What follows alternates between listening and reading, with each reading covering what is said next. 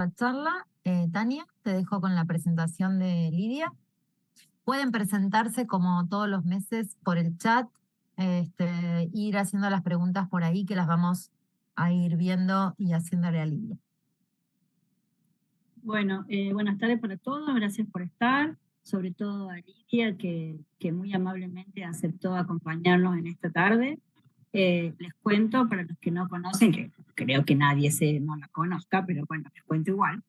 Lidia Beatriz Giudici, pediatra neonatóloga, es coordinadora del Programa Interdisciplinario de Seguimiento de Recién Nacidos de Alto Riesgo en el Hospital General de Niños Pedro Lizalde de Buenos Aires, Argentina, directora de la carrera de especialización en desarrollo infantil de la Facultad de Medicina, Universidad de Buenos Aires, docente de Historia de Medicina, carrera de formación docente en Ciencias de la Salud, Facultad de Medicina, Universidad de Buenos Aires. Directora académica de la Asociación Latinoamericana de Seguimiento Pediátrico Neonatal, ALCEPNEO, autora de libros y capítulos de libros y trabajos de investigación referidos a desarrollo infantil y seguimiento de recién nacidos de alto riesgo, revisora de artículos científicos en revistas internacionales indexadas y fanática de Catamarca. Más específicamente de las termas de Fiambalá. Más específicamente. Bueno, muchas gracias por la invitación, así un poco improvisada, pero creo que vamos a poder conversar algunas cosas. Ahí está. No me quería obedecer. Siempre un gusto compartir con ustedes. Y bueno, me pusieron un título bastante poético. Yo le comentaba a Majo y a Tania y a Adri antes de empezar que me hizo rever un poco lo que iba a decir. Así que para no aburrirme a mí misma y decir siempre lo mismo sobre este tema, tomé este título de las cicatrices que cuentan historias, porque muchas veces uno ve un paciente y en el fragor de las batallas cotidianas se queda con los diagnósticos y si bien los seguimientólogos tenemos una formación diferente para esto, nos olvidamos la multiplicidad de detalles que pueden afectar a nuestros pacientes y sus familias. Así que bueno, esto es Cicatrices que cuentan historias, seguimiento integral tras intervenciones quirúrgicas neonatales. Voy a cerrar esto un poquito porque tengo miedo de que se me inestabilice el internet. Bueno, un poco para introducir el tema y ponernos en contexto, ustedes saben que las anomalías congénitas, esto fue marcado en el 2021 por el CLAPS de la OPS, causan anualmente casi 20.000 fallecimientos de niños de hasta 28 días de vida. O sea, 1 de cada 5 muertes neonatales son por anomalías congénitas. La OPS instó, en base a estos datos, a detectar a tiempo los defectos congénitos y proporcionar apoyo y atención continua a los recién nacidos y a sus familias para que se desarrollen en todo su potencial. Y estas son palabras de un ex compañero de hospital que llegó alto, el doctor Pablo Durán, que ahora es el asesor perinatal de la OPS, que dice que para no dejar a ningún niño atrás es fundamental contar con información oportuna y de calidad sobre estas anomalías en todos los países. Y aquí inserto el bocadillo de mi militancia por tener datos, pero no solo datos neonatales. Hay que mostrar lo que sucede a largo plazo con estos bebés. Además, bueno, se ha mostrado que en la región de las Américas, valorar la magnitud del impacto de las anomalías congénitas solo puede hacerse a partir de las estimaciones mundiales disponibles, porque no somos los únicos en Latinoamérica que no tienen datos al respecto. Pero los datos mundiales disponibles indican que En 2016, los defectos congénitos implicaban 9.723.000 años de vida ajustados por discapacidad. No me equivoqué, 9.723.000 años de vida ajustados por discapacidad. Un estudio reciente que permitió valorar la contribución de los defectos congénitos seleccionados en niños menores de 5 años a partir del análisis y la estimación en 195 países. Y eso es lo que permitió tomar estos datos que siguen. Se vio que los defectos congénitos surgen como segunda causa de pérdida de la audición, contribuyen en un 21.7%, luego de la otitis media. Los defectos congénitos en un 39.7% y los trastornos neonatales en un 21% fueron las principales causas conocidas de discapacidad intelectual, mientras que las causas idiopáticas representaron el 29%. O sea, la carga de morbilidad invisibilizada hasta no hace mucho de los defectos congénitos es muy, muy pesada carga. Entonces, bueno, vamos a ir al caso 1 y un poquito contar los antecedentes. Nuestro caso 1, que se llamaba Santiago, se llama, nació de un embarazo no controlado de 36 semanas. Su mamá tenía una pareja inestable y había fumado marihuana, según ella, antes de quedarse embarazada. Tenía serologías negativas, la mamá.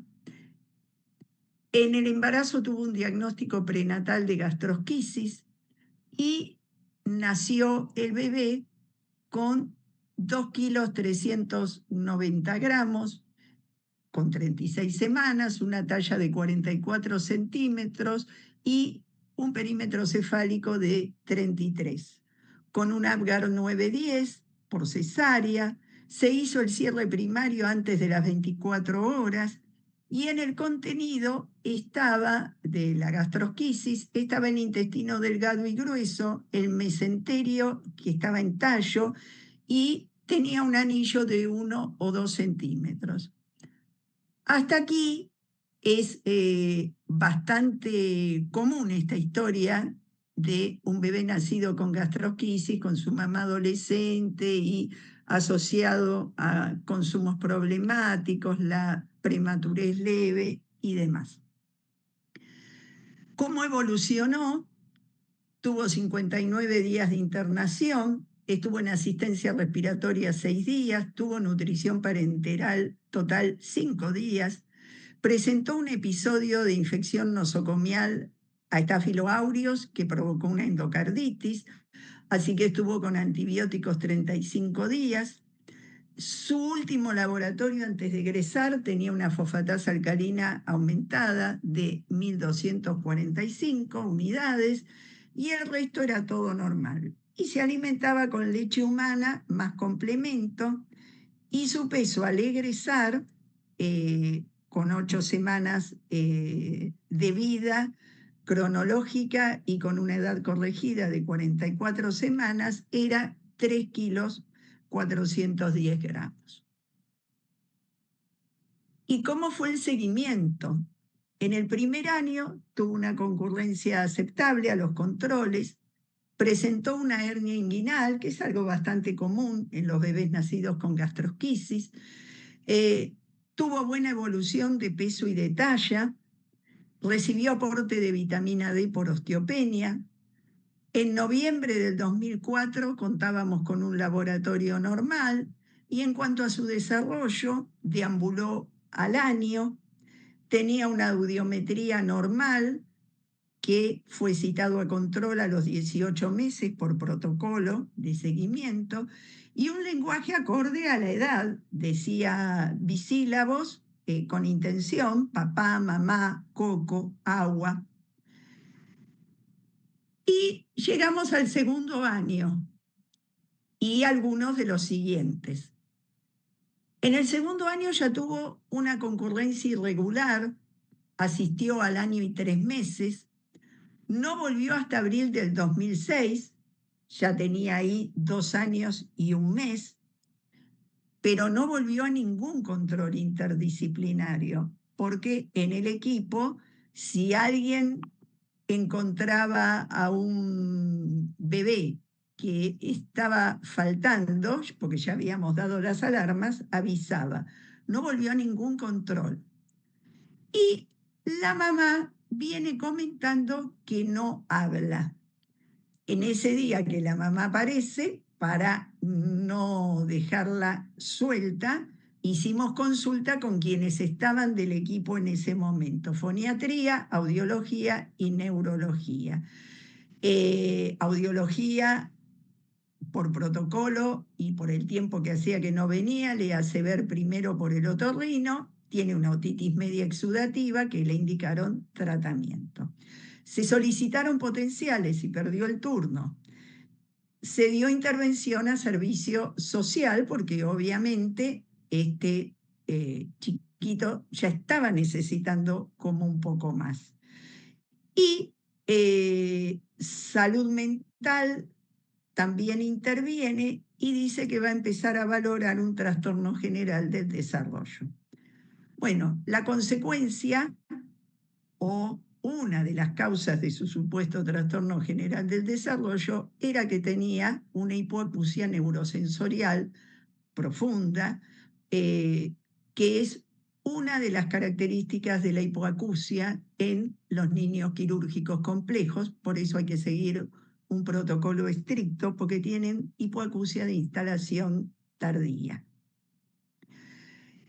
En el aspecto socioeconómico, nos encontramos con que la mamá comienza a trabajar en el marco de un plan gubernamental, que era el Argentina Trabaja, recibiendo un subsidio que le pide como contraprestación trabajar en una estación de ferrocarril.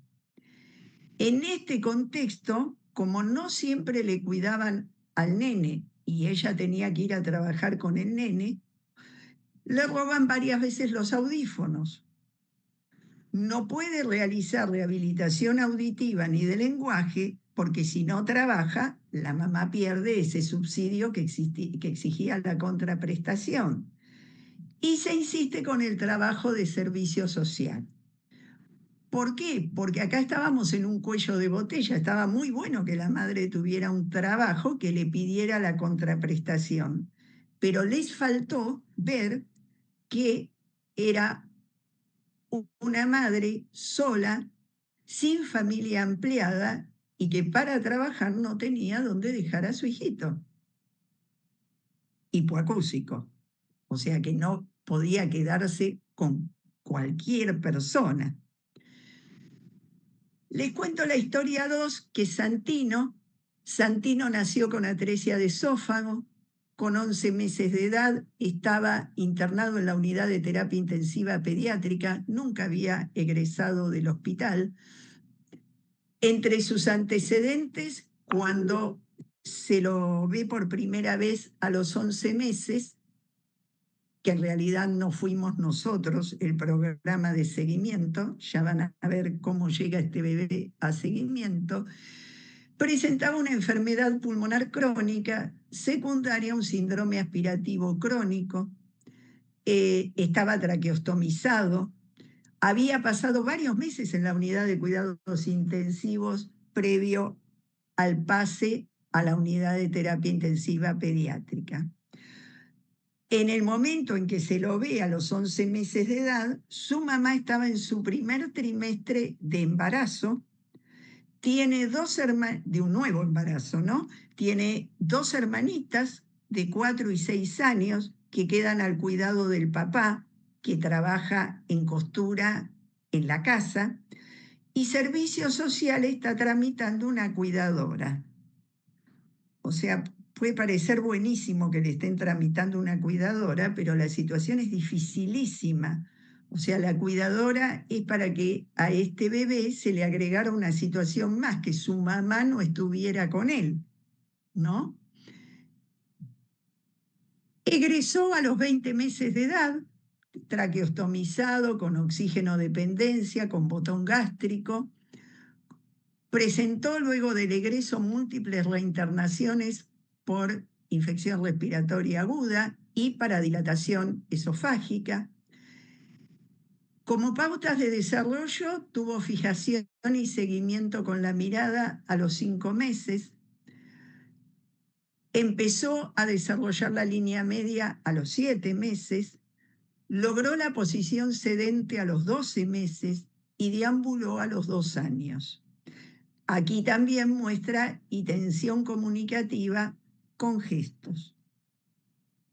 En cuanto a la audición, a los 4 años se detecta hipoacusia neurosensorial severa bilateral.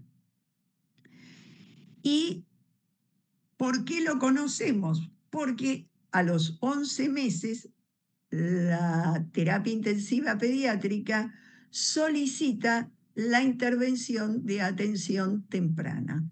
Atención temprana formaba parte del equipo.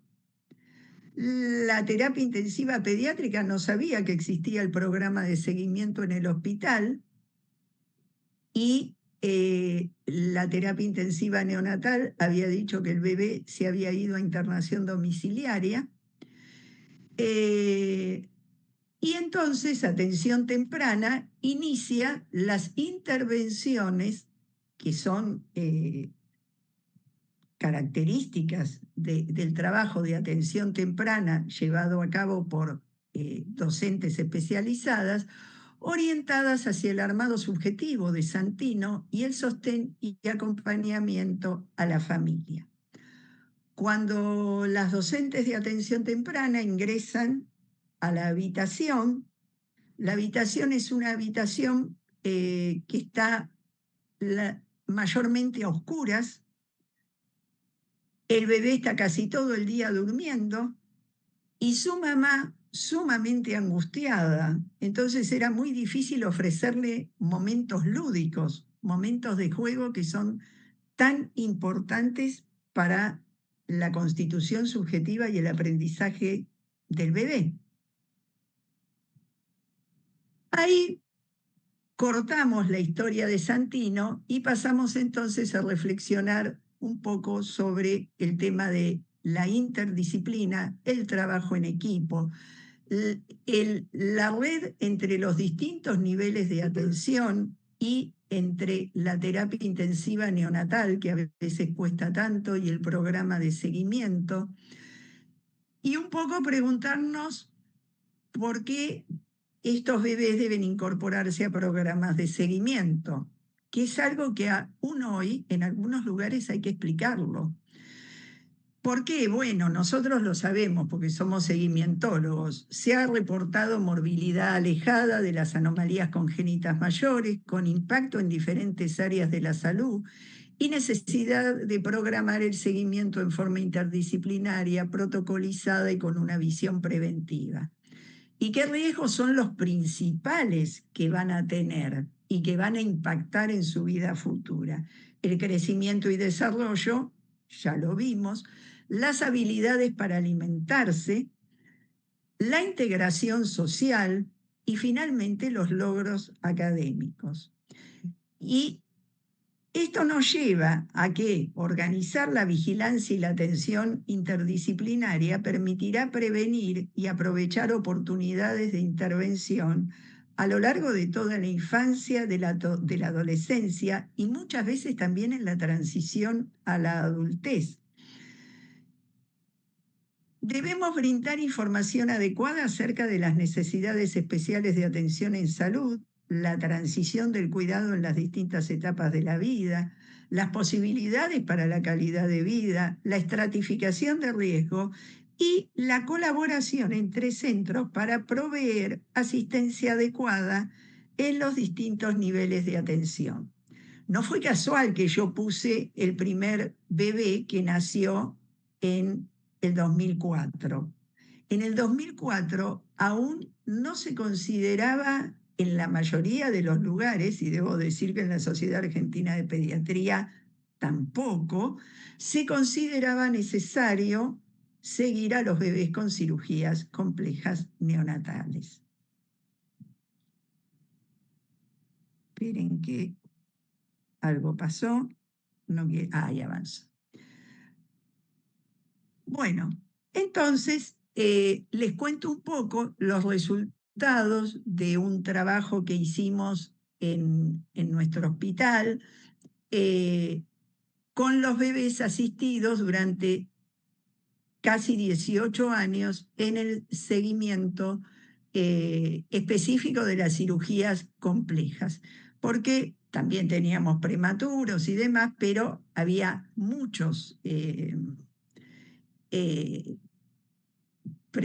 trabajos sobre prematuros, pero no había verdaderamente un informe sobre lo que ocurre con los niños con cirugías complejas. Ustedes fíjense que el primer año, en el transcurso del primer año, no sé si se llega a ver bien en la pantalla, fallecieron 7 niños de 252, o sea, casi un 3% de los bebés. A los 3 años habían fallecido 3 más. Y a los 7 años ya la mortalidad no parece ser una preocupación, pero esto es una mentira que arroja el sesgo de que nosotros lo seguíamos hasta los 7 años. Nosotros sabemos, porque manteníamos el contacto, que hay pacientes que murieron a los 10 años, por ejemplo. La deserción siempre la tuvimos por debajo del 20% al año y a los 2 años. A los 3 años era del 26% y a los 7 había desertado el 35%. Entonces, vamos viendo cómo crecen. Esto lo explicamos, lo explico mejor después, estableciendo relaciones, pero vemos que logramos un crecimiento bastante aceptable en el primer año, teniendo en cuenta que no queremos que engorden un montón, y a los 7 años la mayoría tenía un crecimiento adecuado. Pero significativamente lo que más se impacta es la talla. En cuanto al neurodesarrollo, lo vamos a ver después. Nosotros los evaluábamos con CAT-CLAMS hasta los 3 años y después a los 7 veíamos a qué escuela podían ingresar. E iban a escolaridad normal el 40% de... eran normales el 40% de los chicos, pero iban a escuela normal el 56%, porque la idea del equipo y lo que sostenemos es tratar de lograr una inclusión adecuada con apoyo escolar y en ese sentido no voy a decir que nos iba muy bien a nosotros, porque quizás eso no significa nada, pero los niños y niñas progresaban y mejoraban. Y en cuanto al cociente de desarrollo cognitivo en el CAT-CLAMS, en el primer año la media era 81.9, a los 3 años era 79, y a los 7 años necesitaron maestra integradora el 26% y educación especial el 17,5%. Después hicimos el análisis de la cantidad de reinternaciones y al igual que todos los otros grupos de riesgo, las principales reinternaciones obedecieron a BCR. Por eso, ahora en el transcurso del tiempo me ven militando porque se adopte una estrategia universal contra la infección por BCR. Y en cuanto a las reintervenciones quirúrgicas, las principales causas eran reparación secuencial de problemas, por ejemplo, Santino va a necesitar que le cierren la gastrostomía, va a necesitar que le cierren la tráqueo, va a necesitar que lo reinternen para valorar el destete de oxígeno. O sea, las reinternaciones también influyen muchísimo, no solo las clínicas, sino las quirúrgicas. Entonces, algunas asociaciones significativas que encontramos en el crecimiento sacadas de esa tabla tan extensa que mostré e intenté resumir. El bebé que al egreso había tenido un score Z de peso menor o igual a -2, había estado relacionado con días de internación menor o igual a 30 como indicador de menor riesgo de retraso de crecimiento extrauterino. O sea, en realidad yo acá lo puse como por la positiva. Si está internado menos de 30 días, va a tener menor riesgo de tener este score Z menor o igual a -2. Días de nutrición parenteral más de 10 días, también estuvo relacionado con la desnutrición, y la cantidad de cirugías y las horas en cirugías. O sea, cuando las horas de cirugía sumaban más de 2, había mayor riesgo de desnutrición significativamente, y cuando había más de una cirugía, también había mayor riesgo de desnutrición. Este peso en score Z menor o igual a -2 al egreso se relacionó con la antropometría al año, que fue significativamente menor esa antropometría que en los pacientes que tenían un score Z mayor a -2. Entonces, el perímetro cefálico era significativamente menor que en los que tenían un score Z mayor a -2. El peso también y la talla también, pero ustedes miren cuánto y recuerden que les había mostrado que lo más impactado era la talla. El peso en score Z menor o igual a -2 al egreso y el neurodesarrollo al año, medido o considerando el cociente de desarrollo cognitivo en CAD-CLAMS menor a 85, nos arrojó un OR de 2.2%. O sea, estos chicos tienen más de 2 veces de riesgo de tener un cociente de desarrollo cognitivo al año menor de 85. Y eso vamos a ver cómo se relaciona a largo plazo. Entonces, esto del cociente de desarrollo cognitivo al año menor de 85, por su parte, en los antecedentes estuvo asociado con un score Z de peso menor o igual a -2 al año, y si el cociente de desarrollo cognitivo era menor de 70, comparado con el cociente 70-84, también era muy significativo. El score Z de perímetro cefálico menor o igual a -2 al año estaba altamente relacionado con este cociente menor de 85 también al año. Y el score Z de talla también, pero no tanto. Parece que los que somos bajitos podemos tener un poco más de plafón, pero que no crezca el cerebro y que no haya suficientes nutrientes para crecer adecuadamente en peso, no está bueno para el desarrollo cognitivo. También estuvo relacionado con quienes tenían más de una anomalía congénita. También estuvo relacionado con quienes tenían más de 45 días de internación en UCIN, y muy relacionado. También estuvo relacionado con quien tenía 2 o más cirugías en UCIN. Y con las complicaciones médicas en UCIN, que las tomamos como consideramos infecciones, requerimiento de oxígeno y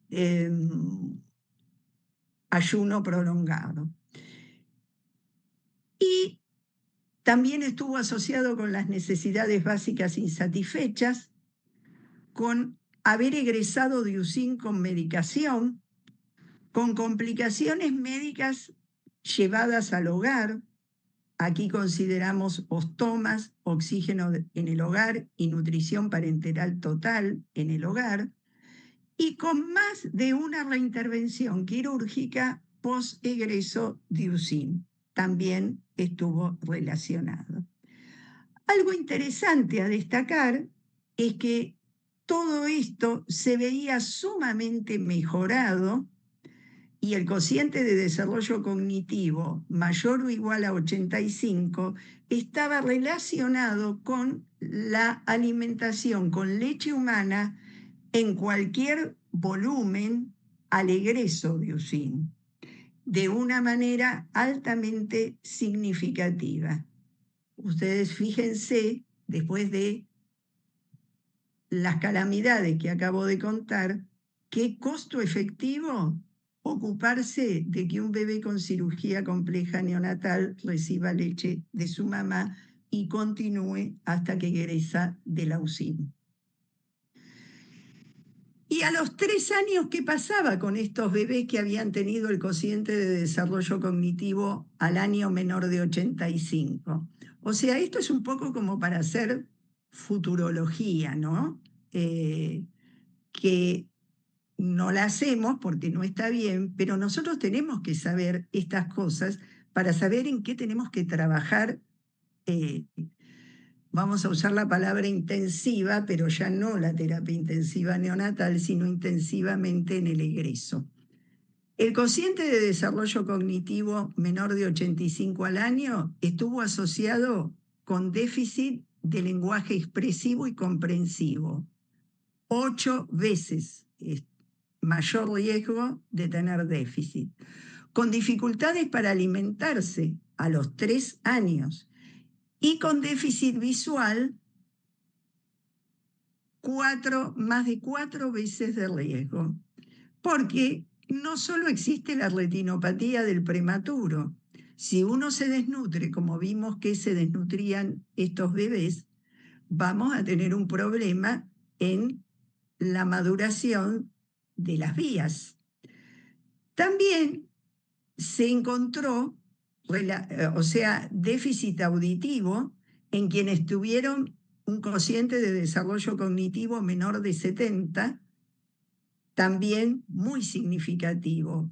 ¿Y por qué? Porque esto fue a lo largo de 17 años y hasta que se tomó conciencia de que estos bebés desarrollaban hipoacusia severa tardía, los controles y los protocolos no eran tan estrictos.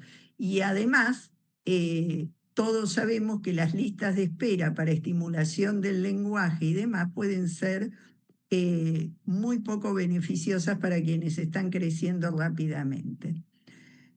El haber requerido atención temprana en la escuela hospitalaria y o intervención temprana también tenía una relación altamente significativa, muy. Y en salud mental, la presencia de trastorno por déficit de atención e hiperactividad y TEA también tenía un riesgo altísimo. Todo esto lo podemos pensar en un bebé que al año tiene menos de 85 de cociente de desarrollo cognitivo en CAD-CLAMS. No se necesita 1 hora y media de Bailey, con todo respeto hacia Bailey, ni grandes inversiones de dinero. Y como les conté antes, o sea, todo esto estaría reducido si esto a través de lactancia materna lo transformáramos en más de 85. Y el cociente de desarrollo cognitivo en menor de 70 estuvo, por supuesto, altamente asociado a los servicios educativos especiales. Y esto no lo decimos descubrimos la pólvora, no, obviamente que tiene que ser así, pero esto debiera servir para que tienen que decidir en salud y educación, se den cuenta de que acá tenemos una necesidad importantísima de programar y de tener el recurso necesario para que existan los servicios educativos especiales. Y además, algo bueno es que hubo movilidad del cociente de desarrollo cognitivo entre el año y los 3 años. A los 3 años, algunos bajaron el cociente, pero otros muchos subieron el cociente, pasaron a tener más de 85, a través de poder trabajar muchísimo con ellos.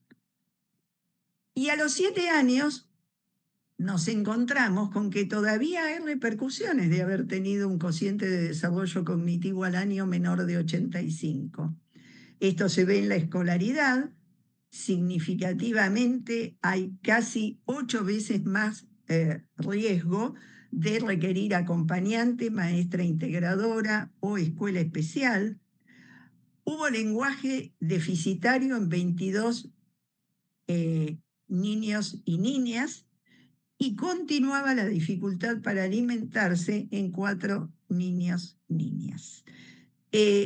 O sea, una vez que la dificultad para alimentarse se instaló, con todo lo que tiene que ver con la instalación y el desarrollo del lenguaje, se hace muy difícil cuando pasa el tiempo resolverlo bien.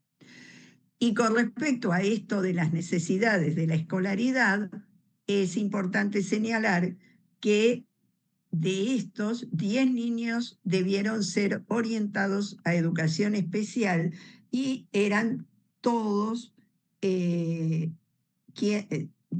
entre ellos todos habían tenido el cociente de desarrollo cognitivo menor de 70 al año. Entonces, como conclusión, los y las bebés nacidos con anomalías congénitas que requieren cirugía compleja neonatal enfrentan morbimortalidad alejada. Hay morbilidades asociadas a aspectos perinatales que definitivamente deben ser mejorados, por ejemplo, la provisión de leche materna, y que requieren ciclos de mejora de calidad, requieren que tengamos datos sobre esto, que lo vigilemos y que digamos, bueno, egresan con lactancia materna el 50%, bueno, vamos por el 60%, vamos por el 70%, mejoremos los procesos de atención. Es necesario capacitar para mejorar el diagnóstico prenatal de las anomalías congénitas detectables, al igual que todos los recién nacidos y los y las bebés con cirugía compleja deben recibir electivamente leche humana para su alimentación. Son necesarias redes de salud y educativas que brinden apoyo necesario a estos niños y niñas y sus familias a fin de facilitar su relación con salud y educación y la provisión de sus necesidades especiales. Y ustedes fíjense que mucho de lo que les conté en los 2 casos se podría haber subsanado con buena comunicación, ya desde la red hospitalaria, con buen trabajo en el nivel primario de atención de salud, que alguien hubiera dicho a la mamá del primer pacientito, de la mamá, sí, denle el trabajo, pero denle otro tipo de trabajo porque esta mamá no puede dejar al nenito solo, por ejemplo. Y es necesario impulsar mayores estudios de los resultados alejados en esta población para categorizar riesgo y diseñar estrategias de cuidado adecuadas. Bueno, gracias Espero que... Brillante, Lidia, brillante, hermoso. Yo tengo un par de preguntas para Bueno, hacerte. gracias. Primero, recordar que cada consultorio de seguimiento tiene su propia población destinataria, ¿no? De acuerdo Exacto. a los pacientes que se recepcione en cada servicio de neonatología, será así lo que nos toque recepcionar a nosotros en los consultorios de seguimiento, ¿verdad? Y entonces yo te quiero Ujú. preguntar, así como curiosidad, ¿cómo estaba integrado tu equipo interdisciplinario eh, para el programa de seguimiento de pacientes quirúrgicos complejos? ¡Ah, qué pregunta!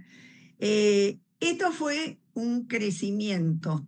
En realidad, yo aquí le voy a hacer un homenaje a la doctora Alicia Benítez, que un día yo le mostré lo que iba a hacer en el Elizalde y me dijo, claro, esto no es un trabajo de seguimiento aún. Y le dije, no, esto es mostrar qué pacientes egresan del Elizalde y por qué en el Elizalde no se siguen. Esto era año 2002, más o menos, 2001, 2002. No me importa que saquen las cuentas porque ya saben que estoy Está pasada, jubilada, está así. jubilada. Este, y ella me recibió, me dio un espacio y me dijo, pero yo de quirúrgicos complejos no sé. Entonces el tema era empezar a crecer nosotros. O sea, nosotros teníamos prematuros con cirugías, pero eran los prematuros más graves de todos los graves de los graves de la ciudad de Buenos Sí, Aires. sí, claro. Sí, Entonces, entiendo que es la rápidamente, población como más crítica de todo el seguimiento de alto riesgo, ¿no? La que claro, más gravedad rápidamente, y más mal pronóstico a largo plazo, entre comillas, uno debería de esperar. rápidamente con el diagnóstico de situación de cómo egresaban y de los diagnósticos que traían, bueno, empecé a armar con Fono. En ese momento había orientación a fonoestomatología, pero todavía no existía la especialidad fonoestomatología en nuestro país.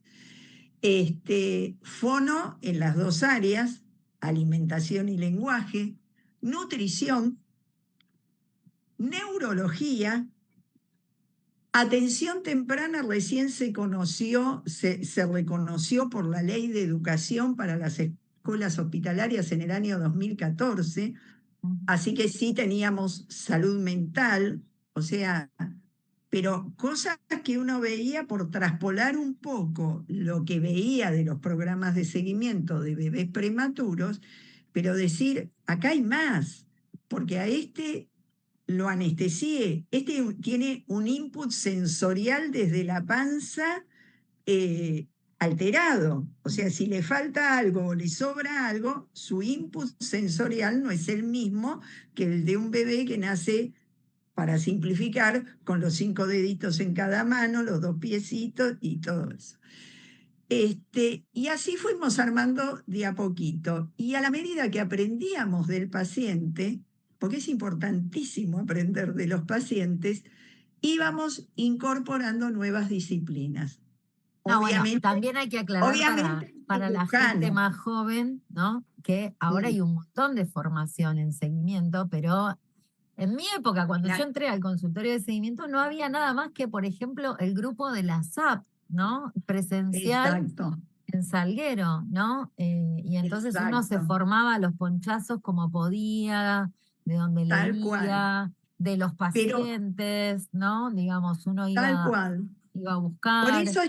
Por eso es tan importante que aprendamos de los pacientes, porque los pacientes nos desafían permanentemente y en la medida en que avanza la tecnología y la tecnología intensivista, hay intensivismo, cuántas macanas se hicieron en tu nombre, Sí. podemos Lo decir, otro que quiero parafraseando. rescatar de tu presentación, Lidia, es la importancia de tener una base de datos propia, ya sea en un programa de seguimiento hospitalario o en un consultorio privado donde uno siga pacientes crónicos y complejos, eh, porque también hace a poder tomar determinaciones, a poder tomar conductas, a poder elevar a las autoridades del hospital. Bueno, mira, yo sigo este tipo de pacientes, la verdad que me va bastante bien, necesito estos recursos, necesito una enfermera, necesito una terapista ocupacional, bueno, no sé, las necesidades enfocadas en los riesgos que uno tenga en el consultorio, ¿no? Pero también una forma de devolver los datos a la NEO, ¿no? De Exacto. esto de también poder hacer prevención antes de que nos lleguen los pacientes de vuelta al consultorio. Y me parece que de esto sí no se habla y no hay datos. El ida y vuelta y la contratransferencia y el trabajo contrarreferencial entre la NEO y el seguimiento, ¿no? Son pocos los lugares donde esto se logra. Y me parece que siempre somos nosotros los que vamos a la búsqueda de, eh, y bueno, eso también para rescatar. Y lo otro importante es qué rol tenía el cirujano en todo este seguimiento, ¿no? Fundamental, o sea, en realidad nosotros llegamos a tener 2 cirujanos en el programa porque ellos mismos estaban asombrados de las cosas que iban viendo, porque la verdad, una vez que te dan el alta quirúrgica, si vos no volvés con algún problema, ellos no fingían No demencia, o claro, sea, sí, sí. no me entero, no me entero qué pasó. Pero yo tuve la suerte de que se entusiasmara con el programa de seguimiento el doctor Carlos Castrillón, Ujú. que además de ser un excelentísimo cirujano neonatal, era un cirujano con muchísimo criterio humano. Entonces fue de las primeras personas que cuando aparecieron los celulares que sacaban fotos, le decía a una mamá de Tandil, no se venga hasta Buenos Aires, primero mándeme una foto de la herida, de la cicatriz y yo le digo, o sea, porque tomaba conciencia de lo que significaba para esa madre venirse de Tandil o de cualquier otro lugar a Buenos Sí, Aires. y pensá que en esa época no existía el WhatsApp, ¿no? Como ahora, Además, además. además. Entonces, bueno, y después, bueno, Carlitos lamentablemente falleció, y después él trajo para el grupo a Maxi Marisic, que algunos lo conocerán del Posadas, otros lo conocerán del Garrahan, porque estuvo trabajando un tiempo en el Garrahan en el tema de simulación, y también estuvo en seguimiento. Okay. Y llegó un momento que en realidad sabían más seguimiento los residentes de cirugía que la gente de NEO. Claro.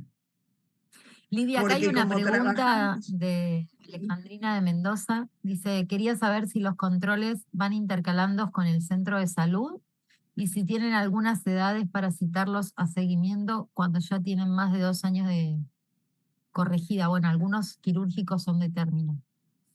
claro. Yo siempre digo algo, el principal protocolo de un protocolo de seguimiento de pacientes complejos es no tener un protocolo estricto. O sea, yo le puedo decir a la mamá explicándole bien claro y si me doy, si pudimos intercambiar bien los criterios de alarma que tiene que decir, que tiene que tener esa mamá, le puedo decir, si todo anda bien, lo vemos en 3 meses, en 6 meses, pero yo les mostré, o sea, de pronto un bebé que andaba muy bien al año y 3 meses, a los 2 años y 4 meses no hablaba y estaba sordo. Mm, ¿Mm? sí, Entonces, hay que tener mucho cuidado con eso. Realmente la hipoacusia de instalación tardía es un enemigo quizás no vital en el sentido de que es juego de vida o muerte, pero es vital en el sentido de que la tengo que detectar temprano. Por sí, sí. supuesto, después del año no lo vamos a citar todos los meses, Mm, a menos que sea un bebé con mucho riesgo. Por mm, eso es importante tener datos y poder estratificar riesgos. ujú. Claro, ¿Mm? hacer como un semáforo de quién es el que Exacto, lo exacto, necesita, sí. exacto. Lidia, y te hago otra pregunta. ¿Por qué decidieron tomar eh, la escala de CAT-CLAMS para evaluar a estos pacientes y hacer un corte para ver cómo estaba el desarrollo? ¿Por qué esta escala y no otra? Porque nos pareció práctica, porque el Ministerio de Salud daba la capacitación. Ujú, Entonces, o sea, en realidad, cuando Vivian Boxer hizo la capacitación en CAD-CLAMS, había surgido en el grupo de seguimiento de la SAP. ujú. Esto era año 2006, más o Sí, menos. sí, sí. Y entonces dijimos, uy, esto está piola. Después con los años, ya en la ciudad de Buenos Aires habíamos propuesto, porque había gente que no estaba capacitada en CAD-CLAMS, que se usara el ASQ3. Y el Ujú, ASQ3, la verdad, también nos dio muchas satisfacciones en cuanto a poder detectar a tiempo determinados problemas si uno lo usa con toda la riqueza que se puede sacar de una escala o de un método de pesquisa que uno use. Porque una cosa es con CAD-CLAMS, con lo que sea, que yo haga la pregunta, lo hace, no lo hace, lo hace, no lo hace, listo, chao, soy un autómata, llené la planillita y ya está. Y otra cosa es ir conversando con la mamá. Nosotros, por ejemplo, el ASQ3 no lo mandábamos por correo, o por WhatsApp, como se hace en otros lados, para que las madres lo contesten en las casas. Lo veíamos como una oportunidad de tener el bebé o el niño o niña más grande en el consultorio, dedicando tiempo. En general lo administraban o la genia de la enfermera, la licenciada Perelli, o el pasante, quien estuviera rotando, porque después empezaron muchos pasantes a querer venir a rotar por el servicio, por el programa. Y entonces muchas veces se obtenían cosas muy ricas según lo que contestaba la mamá, porque además de los miedos de las mamás de todo bebé de riesgo, nuestros bebés tienen una cicatriz. Entonces uno le pregunta, ¿y sube el escaloncito? No. ¿Y por qué no sube el escaloncito? porque mamá no lo deja.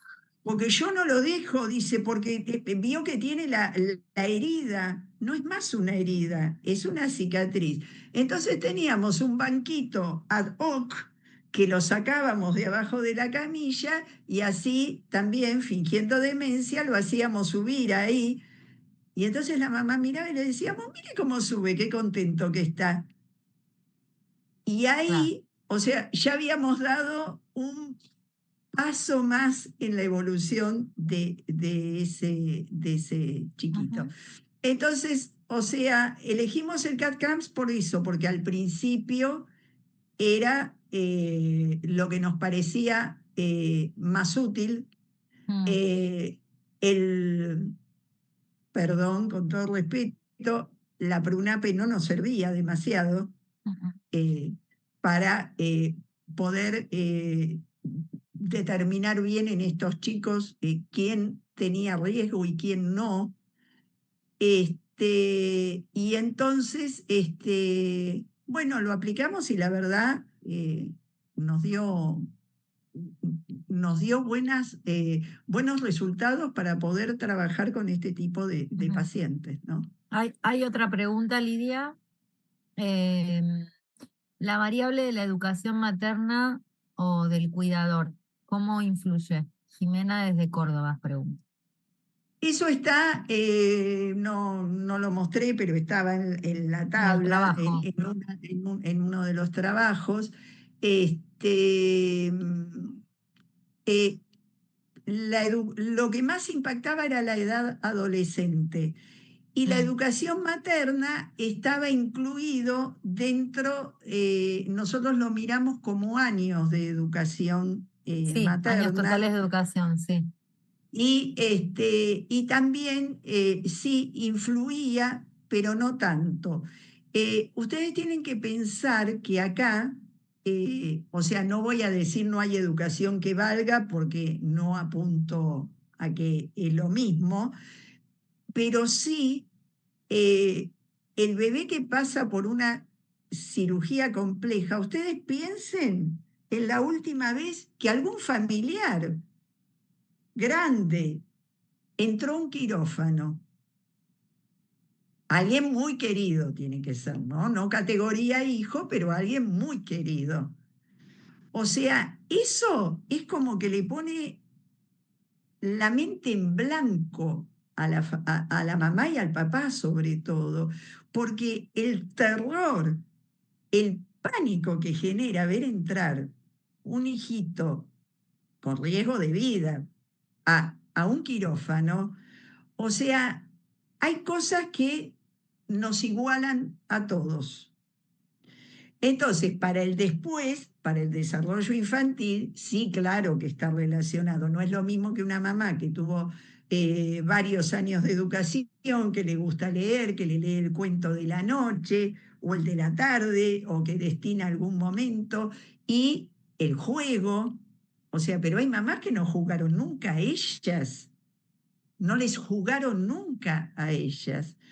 Entonces, por eso traje estas dos historias que traje de las cicatrices que cuentan historias, porque es tanto lo que hay que mirar detrás del hecho concreto de que tuvo una cirugía por gastrosquisis, por atresia intestinal, por atresia de esófago y demás, Viste que el título que poético pegó.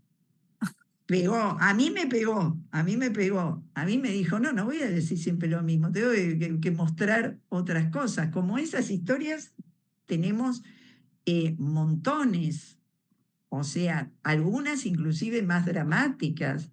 O sea, tenemos la historia de un chiquito que su mamá era alcohólica. En un momento él no cicatrizaba los ostomas que tenía y le tenían que hacer un ostoma, otro ostoma, otro ostoma. O sea, la panza era un mapa lleno de pérdidas sanguíneas en Napa. Y su mamá, un día, ebria, le prendió fuego a la casa donde el bebé vivía con su hermanito y su papá.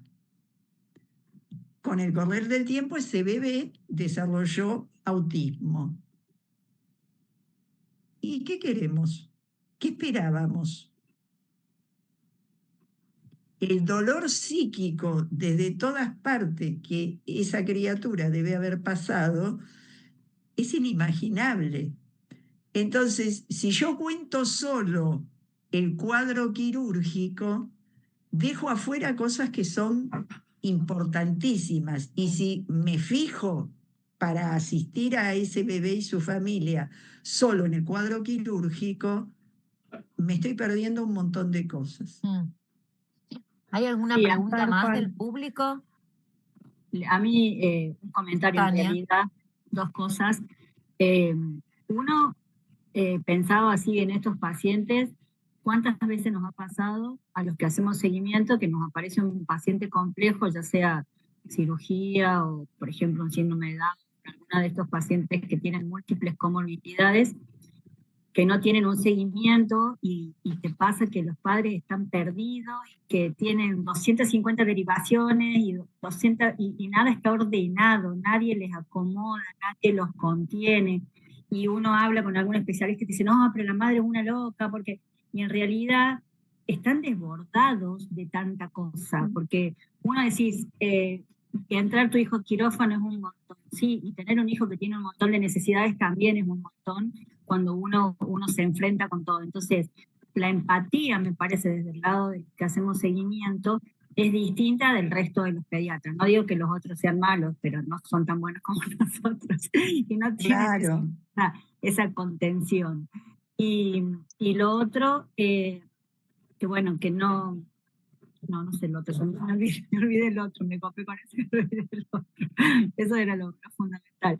Lo importante de acomodarlos a los chicos. A mí me ha pasado muchas veces y tengo mi mnemotecnia que empiezo de arriba para abajo. Bueno, a ver, empecemos. ¿Qué tenemos que hacer? Neurología, los ojitos, lo otro. Bueno, y acomodarlos de esa forma para poder acompañar a la familia.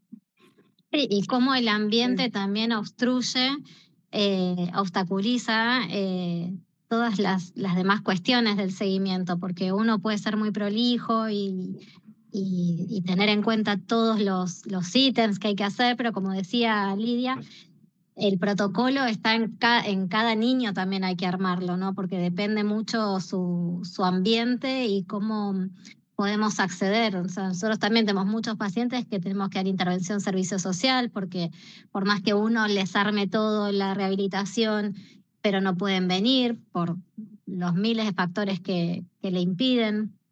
Entonces, cada protocolo se va adecuando a cada familia y a veces ni siquiera eso alcanza. No, y aparte a veces el hecho de que estén desbordados, a mí me pasó hace poco un paciente que bajaron de la NEO a decirme, no sabes lo que son los padres, son muy problemáticos, son esto, son el otro, la madre es que te cuestiona todo. Los papás vinieron en otro contexto, con los chicos son mellizos, con los nenes de alta, se los sentó, se los escuchó, y la residente que estaba justo rotando con nosotros, los conocía de la NEO y los conoció abajo en otro ambiente, con otra contención, y eran otros papás. Ella misma decía, no puedo creer que sean los mismos padres. Pero bueno, uno se sienta, los escucha, a diferencia de la terapia, que por ahí están entre otras cosas que no se valoran, y es distinto, nada que ver. Está levantando la mano, perdón, Gloria Ambrosioni. Gloria, no sé si Tania la va a desmutear. No se desmutea. A ver. Hay que desmutearla. Ahí está, ahora sí. Ahí está. ¿Qué tal? Hola. No, estos casos que presentó Lidia me hizo reflexionar sobre todo que cómo que el cuidado del neurodesarrollo debe comenzar en la terapia, ¿no? Con el protocolo de cuidados centrados en el desarrollo. Estos chiquitos, digamos que esta hipoacusia, yo no sé si están asociadas a un síndrome genético o también a la falta de cuidado del neurodesarrollo en la terapia, ¿no? Por eso como que el seguimiento debe comenzar desde ahí, ¿no? Eso es lo que a mí sí me preocupó, con los ruidos, la iluminación no cuidada, sobre todo con los ruidos, ¿no? Que a veces creemos que son tan inocuos y ¿no?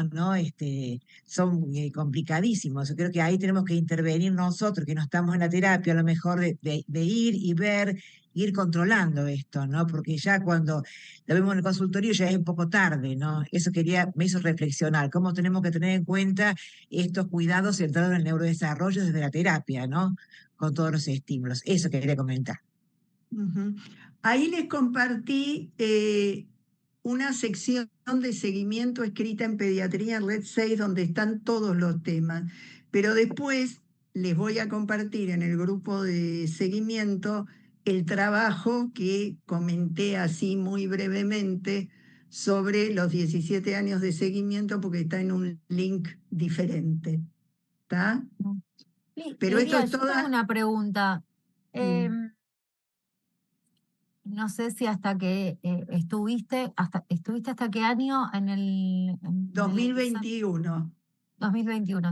¿Ya existía el servicio de cuidados paliativos o Sí. compasivos? No sé cómo. Sí, Okay. cuidado ¿Te ha pasado de que tengan que intervenir o, Sí. o de que te convoquen para tomar una decisión conjunta o no? Sí, yo les cuento porque vi que por ahí había una pregunta sobre el acompañamiento psicológico. En realidad, ningún hospital de la ciudad de Buenos Aires, creo, tiene salud mental perinatal en la terapia intensiva. Los que están voluntariamente. Alguna psicóloga perinatal, algún psicólogo perinatal en los hospitales públicos de la ciudad de Buenos Aires no hay. Nosotros sí teníamos en el equipo una psicóloga que inclusive después continuaba en el seguimiento. Y con respecto a esto que comentaban, en el 2008, viendo estas cosas que rápidamente empezamos a aprender, presentamos un protocolo de cuidado del neurodesarrollo en UCIN, donde, bueno, hicimos poner el controlador de sonido, que pasó a llamarse la oreja de Judici, iba kinesio todos los días a controlar posturas, enseñar a las enfermeras que aunque estuviera operado había que hacer determinadas cosas.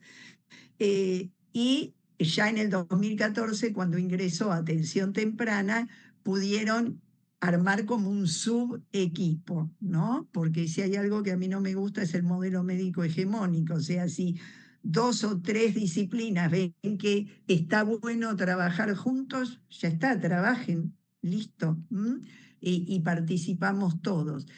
Y cuidados paliativos, sí, nosotros tenemos a Karina Gómez, que era la coordinadora en su momento del grupo de cuidados paliativos, e inclusive la convocamos nosotros muchas veces cuando veíamos que en la NEO era necesario que interviniera un equipo con la mirada de ellos, porque un poco impulsábamos el tema de que cuando un bebé está en la terapia neonatal, el concepto de paliativos debe correrse de eso de que son los cuidados del final de la vida. Convoco a paliativos para ver si le suspendo el esfuerzo terapéutico o si sigo con el esfuerzo terapéutico o si preparo a la mamá para que sepa que se va a morir el bebé. No, hay situaciones que son tan extremas del cuidado que el equipo de paliativos es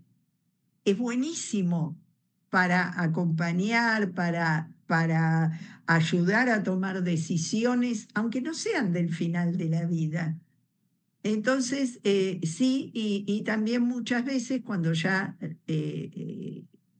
los nenes eran grandes, me llamaban para ver cómo veíamos, o sea, nos llamaban, no me llamaban a mí sola, al equipo y hacíamos alguna reunión y demás para ver, bueno, cómo veíamos la situación de este niño o niña en su momento, en este momento, a futuro, y en el contexto con su familia, ¿no? Sí, re importante, Lidia. Acá Lidia, acá dice, tenemos esto. a ver, acá dice... Gracias por más clases, por la Eso. gran profe Lidia. Ahí vienen los míos. Gracias por favorecer el tema. Valoro que se reconozca la dificultad en la accesibilidad del paciente. Soy enfermera y mi trabajo es buscar constantemente la accesibilidad. Podemos tener todo el conocimiento, pero el paciente no llega. No tenemos razón de ser en el SAT. En Santa Fe, en el Hospital Eva Perón, que forma parte del equipo desde la NEO hasta incursiones en el SAT. Después dice, bueno, Belén Ledo de Tandil, hermosa charla. No Victoria estoy leyendo Rizzo la dice letra gracias. chiquita. Algo, la psicóloga, tenemos este rol desarrollando y acompañando, psicóloga, perdón. Lamentablemente me tengo que ir. Saludos a Lidia, Liliana Rodríguez. Gracias, Lidia. Bueno, muchas gracias, Lidia. Bueno. Bueno, me alegro, me encantó. Yo voy a decir algo que me encantó de este momento compartido con ustedes, es que se pusieron a charlar entre ustedes. Me encanta ver que se haya generado eso. Me encanta. O sea, porque si no parece que uno siempre da una charla, cuenta algo externo, pero me parece importantísimo. Y quiero tomar algo que dijo la licenciada, que es que efectivamente el seguimiento empieza en la NEO para estos pacientes también. O sea, las cosas que quizás la NEO en el fragor de la batalla cotidiana intensiva no puede tomar. Por ejemplo, otra cosa que vimos en nuestro diagnóstico de situación era que nosotros, que no era que no tuviéramos trabajo, pero que quizás nosotros podíamos disponer de 1 o 2 días en la semana para ir a conversar con las mamás, a preguntarles sus dudas, a ver cómo veían ellas el cuidado futuro de su hijo en el hogar, qué dudas se le generaban, y eso terminó siendo los talleres que armaba Anita Perelli, que empezaban, no sé, por la lactancia y terminaban como si algún día el nene iba a ir a jugar a una plaza. O sea, la charla era sumamente abierta y entre las mamás, escuchándose entre ellas, también era buenísimo porque se apoyaban muchísimo entre ellas. Bueno, muchas gracias, Lidia. Si no hay ninguna Al pregunta contrario. más del público presente, de la hinchada de seguimiento. Gracias, Hola. Lidia, muy interesante, excelente la documentación de la trayectoria y del desarrollo de esos 2 niños, mucha reflexión. Ujú. Em, Bueno, ¿yo te puedo pasar a vos el link del trabajo, Majo? Sí, por supuesto, como no, Lidia, no hay ningún problema. Así lo compartís con quienes estuvieron en la charla y si alguien No más lo sé quiere. si lo voy a compartir. ¡Qué mala! Sí, lo Hay un- comparto en el grupo de seguimiento, porque no Sí. sé si están todos en el grupo de seguimiento. O en el foro también. O en el foro también, sí, en el foro lo Ah, podemos subir al foro. bueno, como quieran. Como Dale. bibliografía que acompaña Hay Sí, una, a- hay una, al hay un área de mensaje que trabajo. quedó ahí arriba. Hay un mensaje que quedó ahí arriba. Buenas tardes, gracias Lidia por excelente trabajo. Mis reverencias por haber convencido a 2 cirujanos a formar parte del seguimiento. Logro total. ¿Quién pone eso? Victoria, ahí te digo, lo tenés. María Victoria Rizzo. Rizzo, de Azul. Ah, no, pero eran cirujanos especiales. La Vicky. Sí. Buenísimo. Bueno, gracias a todos. Y a Bueno, todas. gracias Lidia, muy amable. Bueno, recuerden a todos que el segundo jueves de agosto tenemos invitada especial, vamos a generar un poco de intriga, ¿no? Se van a ir enterando por los diferentes grupos en los que estamos todos, pero agéndense porque es nuestra última charla de gestión de equipo de Adi, de Tania y mía, porque en septiembre estamos en el Congreso y en octubre están las elecciones, así que estamos llegando a las finales. Después veremos quién continúa por elección coordinando este grupo y esta linda experiencia. Bueno, chicas, Bueno, placer. Gracias. por ahí la veo a María Gracias del a Carmen todos, gracias a Luongo. Hola, Luongo. Chao, chao. Bueno, gracias a todos, gracias Lidia por tu participación. Gracias a Nos ustedes vemos. por invitarme. Chao, Ahí chao. Majo le contesté a Gloria para que mire la respuesta, que se quiere integrar al grupo de seguimiento, así que le Ajá. dejé nuestro mail. Ok, listo, buenísimo. Bueno, un beso, Chao. Lidia, gracias. Chao, Chau, chao, chau. gracias. Recording stopped.